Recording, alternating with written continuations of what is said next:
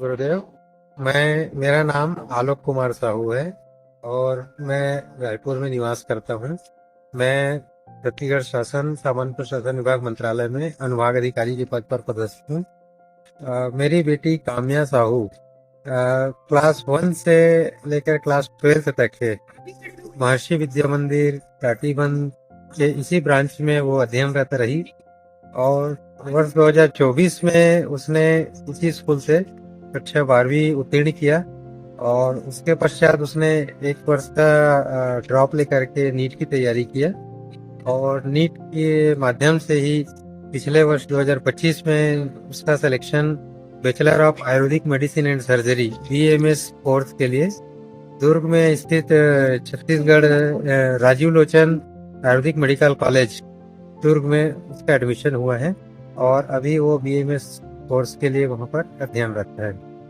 बेटी काम्या वर्ष 2012 में यहाँ पर एडमिशन ली थी।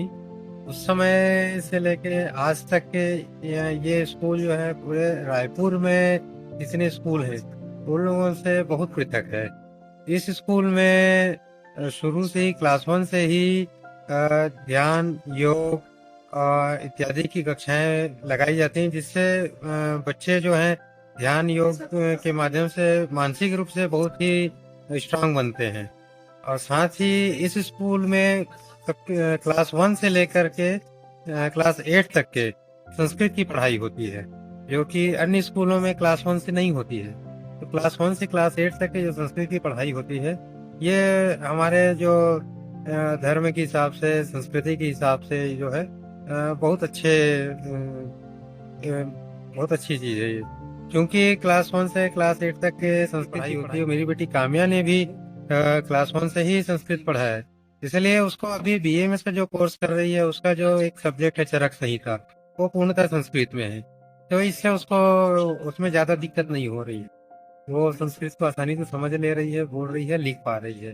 तो ये संस्कृत आज के समय में जहाँ आधुनिकता की दौड़ में पूरी दुनिया दौड़ रही है, हमें अपने धर्म संस्कृति को नहीं भूलना चाहिए। और यह स्कूल जो है हमारे धर्म संस्कृति को बचाए रखने में एक बहुत अच्छी भूमिका निभा रहा है। और ये रायपुर के एक सर्वश्रेष्ठ स्कूलों में जहाँ सभी वर्ग के बच्चे बहुत सुगमता और आसानी पूर्वक पढ़ सकते हैं। और चूंकि यहाँ पे आवागमन की सुविधा उपलब्ध है, यहाँ इनके स्कूल बस सुविधा उपलब्ध है, इसलिए रायपुर के किसी भी कोने से यहाँ पर आने में कोई भी किसी प्रकार की दिक्कत नहीं है। धन्यवाद।